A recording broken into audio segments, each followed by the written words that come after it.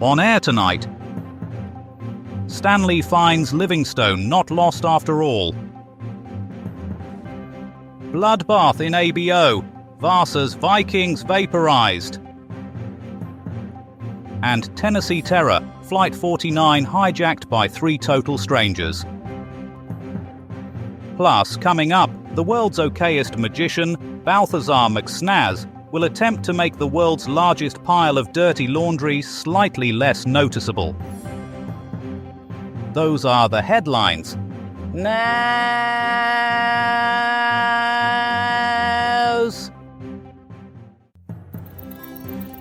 A news bang, serving the truth on a bed of knowledge.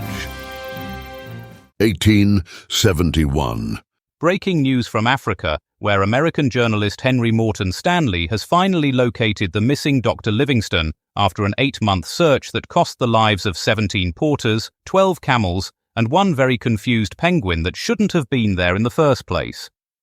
The historic meeting occurred when Stanley, desperately lost and running low on Earl Grey tea, stumbled into Livingstone's camp near Lake Tanganyika. Eyewitnesses report that Stanley's first words were actually, "Bloody hell, is that you?" before quickly composing himself for the newspapers and delivering his famous line. Local tribesman Mombasa Jones described the scene. These 2 white men just stood there awkwardly for ages. One kept asking if the other was presumed, whatever that means. Then they both pretended to write in their diaries while secretly checking if the other one was writing about them.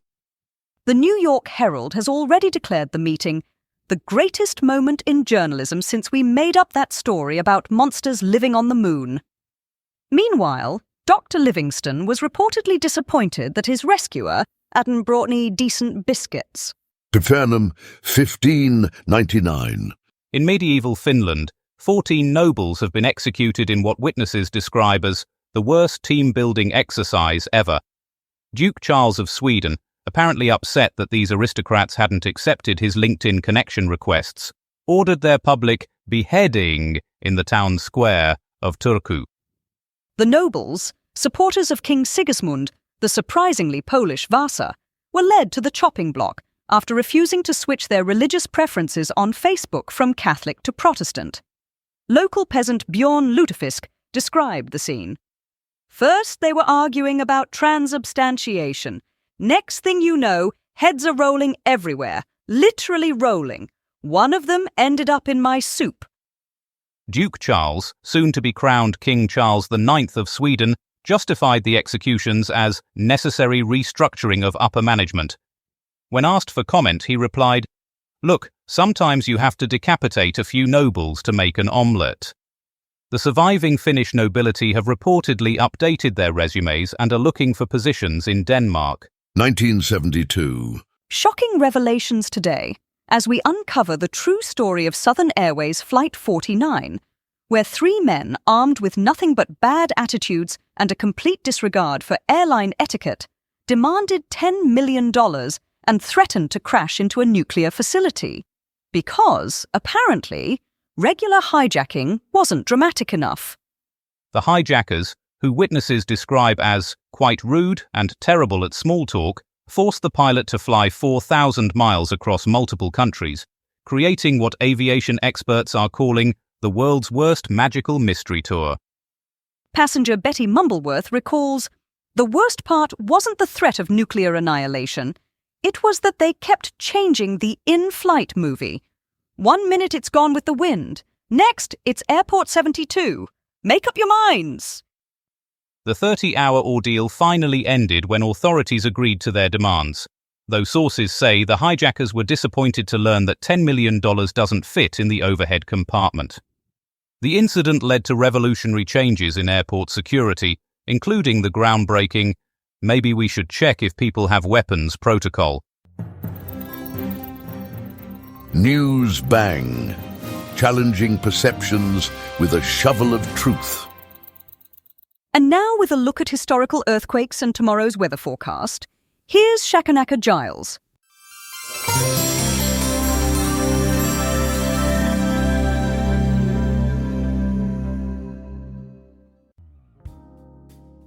Well, it seems the ground in Romania is feeling a bit restless this Sunday, November 10th.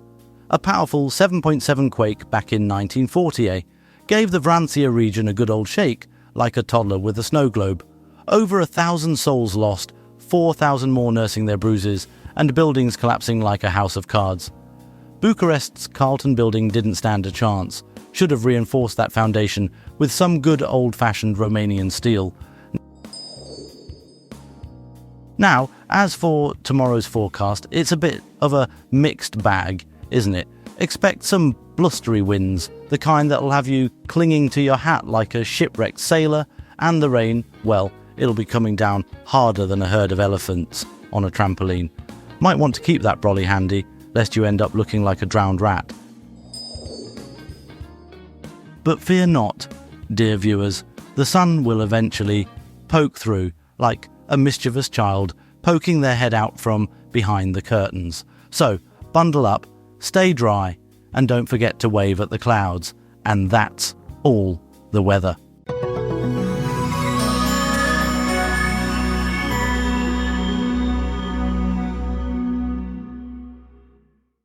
"1202.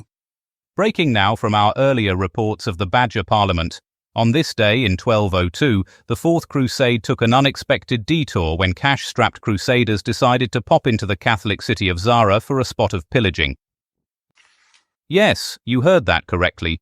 Christians attacking Christians, while the Pope watched on, presumably reaching for the heaviest excommunication scroll he could find. The Venetians, those crafty maritime merchants, orchestrated the whole affair over unpaid debts, proving that even in 1202 the finance department always wins. For more on this historical holy hullabaloo, we cross to our war correspondent Brian Bastable. This is Brian Bastable reporting from the walls of Zara, where the most extraordinary scenes are unfolding before my very eyes. Catholic crusaders attacking Catholic civilians. The irony is so thick you could spread it on toast if any toast remained in this God-forsaken city. The Venetian ships have just unleashed another volley. There goes the cathedral spire, taking with it Father Giuseppe and his prize-winning collection of religious artifacts. He's still waving his crucifix as he plummets toward the Adriatic. The Doge, Enrico Dandolo, blind as a banker's conscience, is directing operations from his flagship while counting bags of silver. He's just ordered another assault.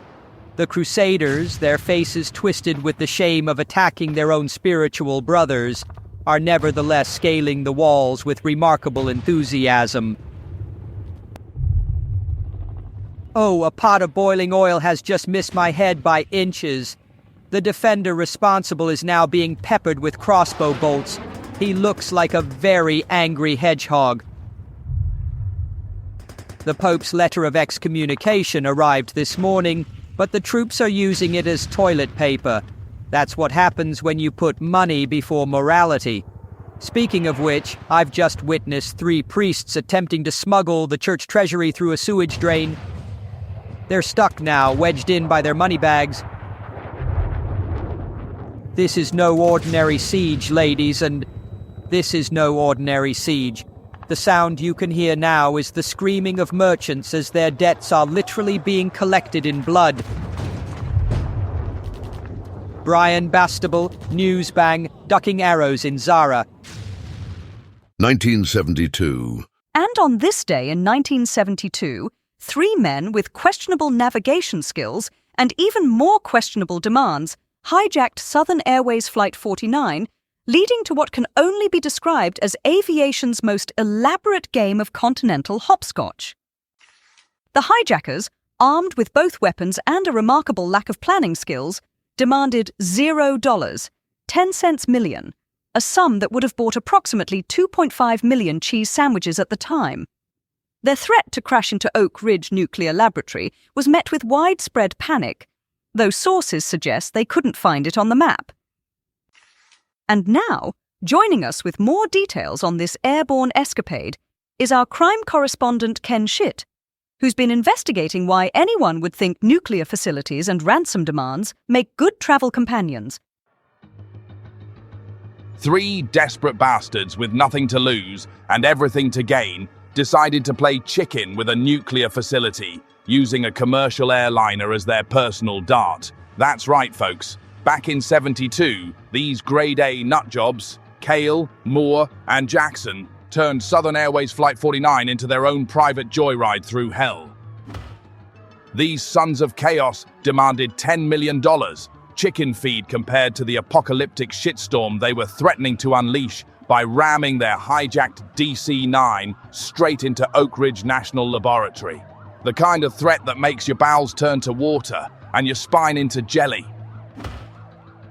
For 30 goddamn hours, these maniacs forced the pilots to zigzag across 3 countries like a drunk prom queen trying to find her keys. From the good old US of A to Canada, then down to Cuba. 4,000 miles of pure, uncut terror at 30,000 feet. But here's the kicker that'll make your teeth itch. This whole clusterfuck actually made flying safer. Yeah, you heard me right. Thanks to these 3 walking examples of why Mother Nature should have used birth control, we got mandatory passenger screening at every airport in America. This is Ken Shit, reminding you that sometimes it takes a special kind of crazy to make the world a little less insane. Back to you in the studio. It is a Situn, 2007. The Ibero-American summit has descended into a royal telling-off of unprecedented proportions. King Juan Carlos I of Spain, apparently forgetting his indoor voice, instructed Venezuelan President Hugo Chavez to, and I quote, "shut up," a phrase that would go on to grace everything from T-shirts to coffee mugs across Latin America. The diplomatic equivalent of a playground spat has since escalated into a full-blown international incident. For more on this story, we cross live to our political correspondent Hardiman Pesto, who's been following the royal rebuke. Martin, I'm here with noted Spanish royal etiquette expert, Dr. Isabella von Mannersworth-Smythe, and we're witnessing what can only be described as an unprecedented breach of diplomatic protocol. Actually, it's quite common for... The King of Spain has just told President Chavez to shut up, which in diplomatic circles is considered the equivalent of throwing a shoe at someone's grandmother. Pesto, could you clarify exactly what was said? Well, Martin, my Spanish is a bit rusty, but I believe the king said, "Por qué no te fajitas?" That's not correct. He said, "Por qué no te callas?" which roughly translates to, "Would you like to go for tacos?" Pesto, are you sure about that translation? Absolutely, Martin. The king was clearly trying to defuse the situation with an offer of Mexican cuisine. That's completely wrong. He told him to shut up. Dr. von Mannersworth-Smythe is clearly confused by the regional dialects. Pesto, are you actually in Santiago? Well, technically, Martin, I'm in the Santiago Holiday Inn Express. And where exactly is that Holiday Inn Express? Madrid. Madrid? Spain? Yes, but I can see Chile from my window. That's about 6,000 miles away, Pesto. Clear day, though, Martin. Thank you, Pesto. That was our diplomatic editor, proving once again that a little knowledge of Spanish is a dangerous thing. Udisnin, Newsbang, gathering intelligence on the hive of human iniquity. And now, our environmental correspondent Penelope Windchime brings us today's EnviroNews, examining the catastrophic ecological impact of the Stanley Livingstone encounter. EnviroNews, I'm Penelope Windchime. On this day in 1871, the Earth witnessed one of the most devastating meet-and-greet disasters in human history. When journalist Henry Morton Stanley tracked down Dr. Livingstone in Africa, their handshake released enough carbon dioxide to kill 17 endangered butterflies.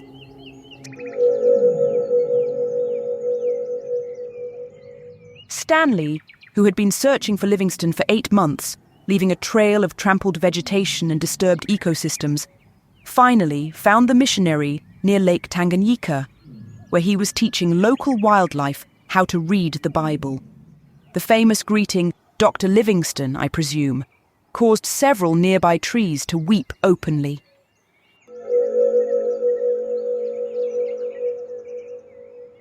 The The encounter led to widespread mapping of Africa, resulting in the tragic displacement of countless indigenous termite colonies. Reports suggest that Stanley's notebook alone consumed 14 innocent saplings, while Livingstone's missionary work involved the construction of churches using locally sourced twigs, forcing several families of woodpeckers to relocate.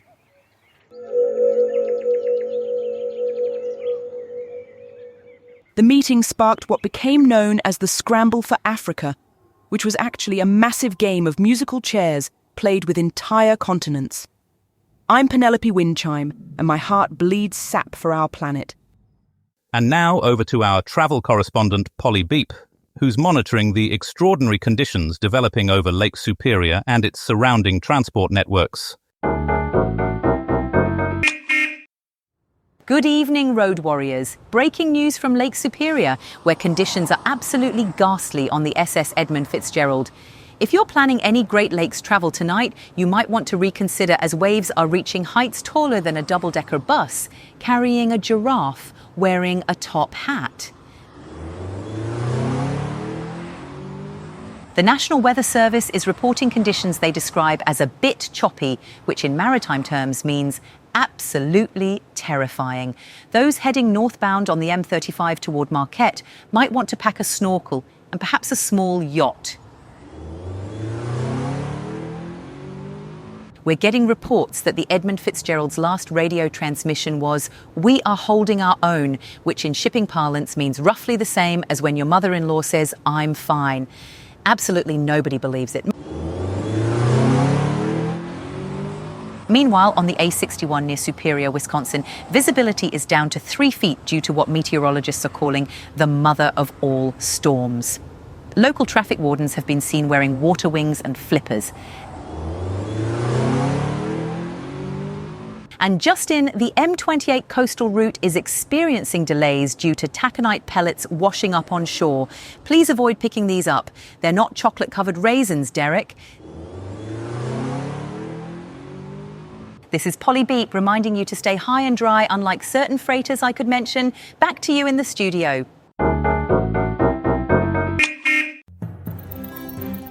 Madadusel News Bang, greeting the awful truth, naked and wet with inevitability.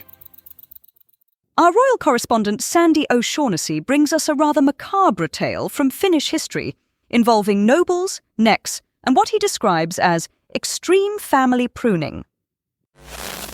Nice and easy.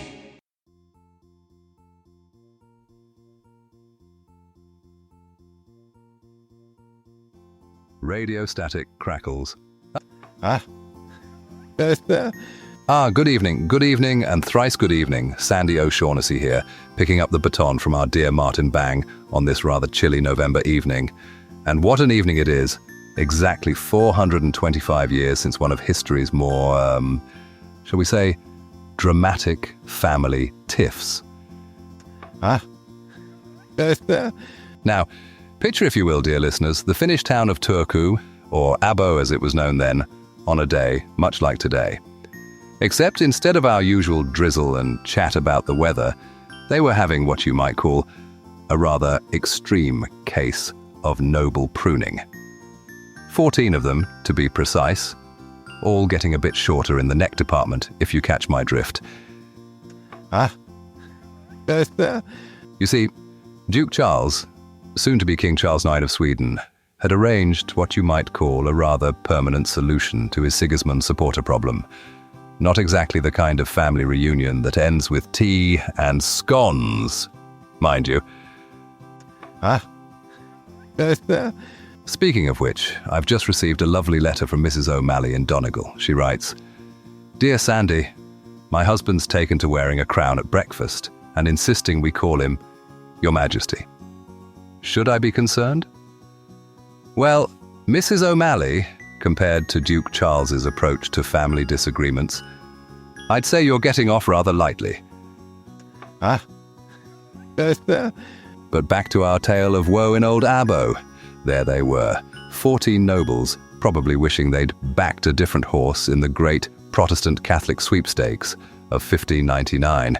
Makes the arguments at your average parish council meeting seem rather tame, doesn't it?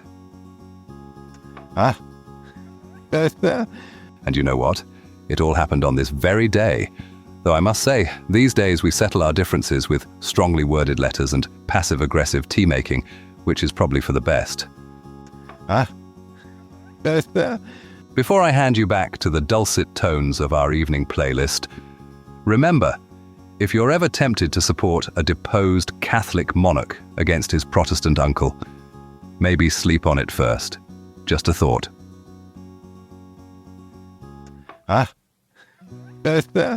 This is Sandy O'Shaughnessy, saying goodnight, and as always, see you later, alligator. In a while, crocodile. Keep those letters coming, and remember, keep your head, unlike some we could mention. All over the country, for everyone. 1969. A street in America has been invaded by giant talking birds and monsters. The perpetrators, who call themselves Muppets, have taken control of the neighborhood and are forcing children to learn their ABCs. This educational terrorism has spread globally, with reports of a particularly large yellow bird being spotted in over 150 countries. The ringleader, a small red puppet who refers to himself in the third person, remains at large.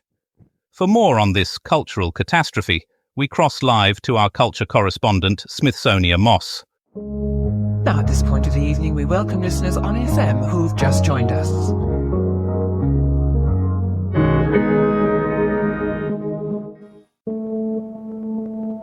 Whoa, y'all, it's your girl Smithsonian Moss, and I'm hyped to be here tonight to dish out the latest scoop on the iconic Sesame Street.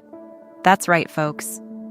On November 10th, 1969, the world was blessed with the most epic children's show ever created, and we're still vibing on it today.